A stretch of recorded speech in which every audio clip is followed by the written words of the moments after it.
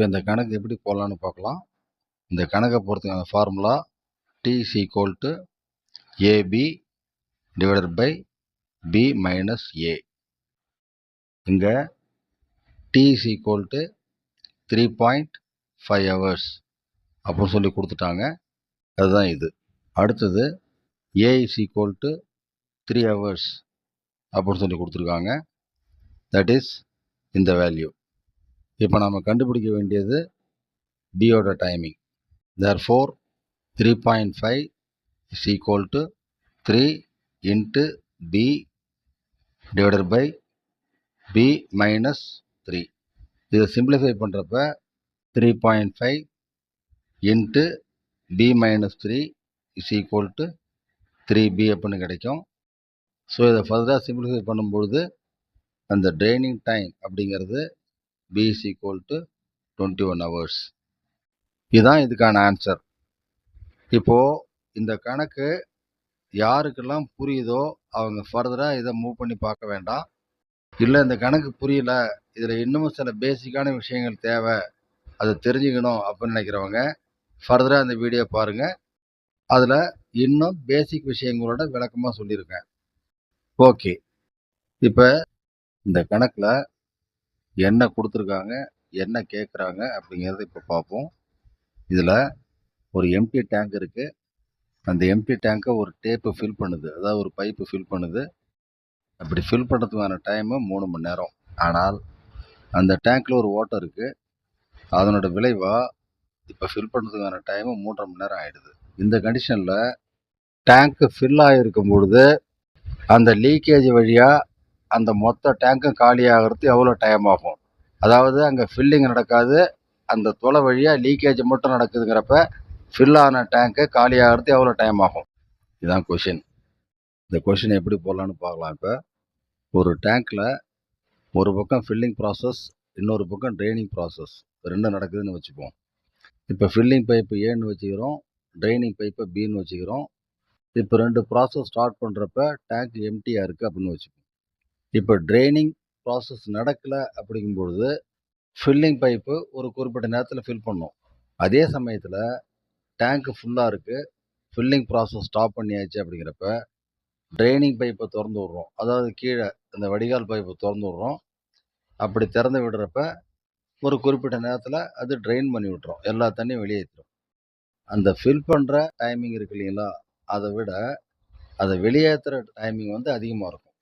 அதாவது filling time எப்போவுமே கம்மியாக இருக்கும், அதாவது சீக்கிரம் ஃபில் பண்ணோம். ட்ரைனிங் டைம் கொஞ்சம் அதிகமாக இருக்கும், அதாவது பொறுமையாக மெதுவாக தண்ணி வெளியே போகும். இந்த மாதிரி கண்டிஷனில் கொஸ்டின் எப்படி இருக்கும்னா, ஒரு எம்டி டேங்க் இருக்குது, அதை ஒரு பைப்பு ஃபில் பண்ணுது, இன்னொரு பைப்பு தண்ணியை வெளியேற்றுது. இப்போ ரெண்டுக்குமான டைமிங் கொடுத்துருவாங்க. இப்போ இந்த கண்டிஷனில் ஃபில்லிங் அண்ட் ட்ரைனிங் ரெண்டும் ஒன்றா நடந்துக்கிட்டு இருக்கும்பொழுது அந்த டேங்கை ஃபில் பண்ண எவ்வளோ டைம் ஆகும் அப்படின்னு கேட்பாங்க. அதே சமயத்தில் இன்னொரு கண்டிஷன் இருக்குது, ஃபில்லிங் பண்ணுறதுக்கு ரொம்ப டைம் ஆகும், பொறுமையாக ஃபில் பண்ணும். ஆனால் வெளியே அவுட்லெட் இருக்கு இல்லைங்களா, ட்ரைனிங் பைப்பு, அது சமயத்தில் ரொம்ப பெரிய பைப்பாக இருந்துச்சுனாக்கா ரொம்ப ஸ்பீடாக ட்ரெயின் பண்ணிடும்.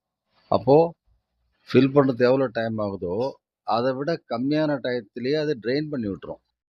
அப்போ என்ன ஆகும்னா, உள்ளே வர தண்ணியை விட வெளியே போகிற தண்ணி அதிகமாக இருக்கும்பொழுது எம்டி டேங்க் எப்போவுமே ஃபில்லப் ஆகாது.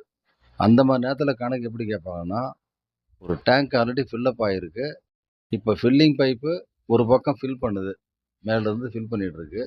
ட்ரைனிங் பைப்பு அந்த தண்ணியை பூரா வடிக்குது, கீழேருந்து அதை ட்ரெயின் பண்ணிகிட்ருக்கு. இப்போ இந்த கண்டிஷனில் அந்த டேங்கை ஃபுல்லாக எம்டி பண்ணுறது எவ்வளோ டைம் ஆகும் அப்படின்னு கேட்பாங்க. இதில் பைப்பு ஏக்கான டைமிங் அண்டு பைப்பு பிக்கான டைமிங், இதில் ஏதோ ஒன்று அதிகமாக இருக்கும், ஒன்று குறைவாக இருக்கும். இந்த கணக்கில் வர ஃபார்முலாவில் பெரிய எண்ணிக்கையிலேருந்து சிறிய எண்ணிக்கை கழிச்சிக்க வேண்டியது தான். அந்த கொஷின் எப்படி இருந்தாலும் அதுக்கான ஃபார்முலா அதுதான், ஆன்சர் சரியாக வரும். இப்போ இந்த கணக்கில் அதுக்கான ஃபார்முலா இதுதான். அதாவது இந்த டி அப்படிங்கிறது டைம் டேக்கன், அது எடுத்துக்கிற நேரம். எப்போது pipe A and pipe B ரெண்டுமே ஓப்பனாக இருக்கிறப்ப. இந்த கணக்கை பொறுத்த வரைக்கும் அவங்க பைப் ஏன்னு தனியாக சொல்லலை, ஏதோ ஒரு டேப்புன்னு சொல்லிட்டாங்க. அதே போல் பைப்பு பின்னு தனியாக சொல்லலை, அதுக்கு பதிலாக அதில் ஒரு ஓட்டை இருக்குன்னு சொல்லிட்டாங்க, அதில் ஒரு தொலை இருக்குன்னு சொல்லிட்டாங்க. இப்போது இங்கே எம்டி டேங்கை ஃபில் பண்ணுறாங்க. ஸோ ட்ரைனிங் டைம் தான் உங்களுக்கு அதிகமாக இருக்கும். இங்கே டி அப்படிங்கிறது ஃபில்லிங் டைம். இந்த கணக்கு பொறுத்த வரைக்கும் அதை கொடுத்துட்டாங்க, 3.5 மணி நேரம்னு சொல்லி கொடுத்துட்டாங்க. அதுதான் இங்கே சொல்லியிருக்கோம், T is equal to 3.5 hours அல்லது 3.5 ஹவர்ஸ். அடுத்தது அந்த பைப்பு ஃபில் பண்ணுறதுக்கான டைமு 3 ஹவர்ஸ், அதை கொடுத்துட்டாங்க. இப்போ இந்த வேல்யூஸ்லாம் இந்த ஃபார்முலாவில் போட்டு நாம் இந்த ஃபார்முலாவை சிம்பிளிஃபை பண்ணோம்னாக்கா நமக்கு இதான் கிடைக்கும். இந்த பாருங்கள், பைப்பு ஏக்கான டைம் 3 ஹவர்ஸ், பைப்பு பிக்கான டைமிங் தெரியாது. அதாவது இந்த இடத்துல அது பைப்பு கிடையாது, ஒரு ஓட்டை, ஒரு தொலை இருக்குது, அது வழியாக தண்ணி லீக் ஆகிட்டு இருக்கு. இங்கே கீழே பி மைனஸ் ஏ, இதில் பி தெரியாது, ஏ தெரியும். ஸோ இந்த கண்டிஷனில் எடுத்துக்கிற டைமு 3.5 மணி நேரம், அதை கொடுத்துட்டாங்க. இதை சிம்பிளிஃபை பண்ணுறப்ப இந்த 3b அப்படியே இருக்கும், இந்த பி மைனஸ் ஏ இந்த பக்கம் வந்துடும், அதுதான் இங்கே போட்டிருக்கோம். ஸோ இந்த ஏயோட வேல்யூ தான் இங்கே 3ன்னு போட்டிருக்கோம். இதை சிம்பிளிஃபை பண்ணுறப்ப இதை பாருங்கள், ஃபஸ்ட்டு b இன்ட்டு 3.5, அதான் 3.5b, அண்ட் தென் 3.5 இன்ட்டு 3, இதை பெருக்கும்பொழுது 10.5. இதை இப்போ ரீஅரேஞ்ச் பண்ணோம்னா இந்த 3bயை இந்த பக்கம் கொண்டு வந்துடுறோம். ஸோ 3.5b மைனஸ் 3bன்னு ஆகிடும். இந்த மைனஸ் 10.5 இருக்கு இல்லைங்களா, இதை அப்படி இந்த பக்கம் கொண்டு வந்துடுவோம். அதாவது லெஃப்ட் ரைட்டை மாற்றி போட்டு இந்த பியை பூரா ஒரு பக்கமும் கான்ஸ்டன்ட் வேல்யூ ஒரு பக்கமும் கொண்டு வந்துடுறோம். இப்போ இதை சிம்பிளிஃபை பண்ணும்பொழுது இதோட வேல்யூ 0.5bன்னு வரும். This is equal to 10.5. So b is equal to 10.5 divided by 0.5. இதை சிம்பிளிஃபை பண்ணுறோம். இந்த இடத்துல இந்த டெசிமல் பிளேஸை கிளியர் பண்ணுறதுக்கு மேலே இங்கேயும் 10ஆல் பெருக்கிறது. இந்த வேல்யூ 10ஆல் பெருக்குனா 10.5 அப்படிங்கிறது 105 ஆகிடும். இந்த வேல்யூ கீழே இருக்கு இல்லைங்களா, டினாமினேட்டர், இதையும் 10ஆல் பெருக்கணும். அப்படி பெருக்கிறப்ப 0.5ங்கிறது 5 ஆகிடும். So 105 divided by 5 is equal to 21. So டேங்க்கு ஃபுல்லாக இருக்கும்பொழுது அந்த ஹோலுங்கிறது இந்த இடத்துல பின்னு வச்சுக்கிட்டோம். It takes 21 hours to drain the filled tank.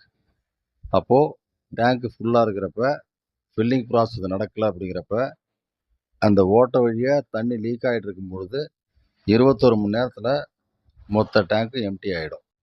So இதுதான் உங்களுக்கு ஆன்சர்.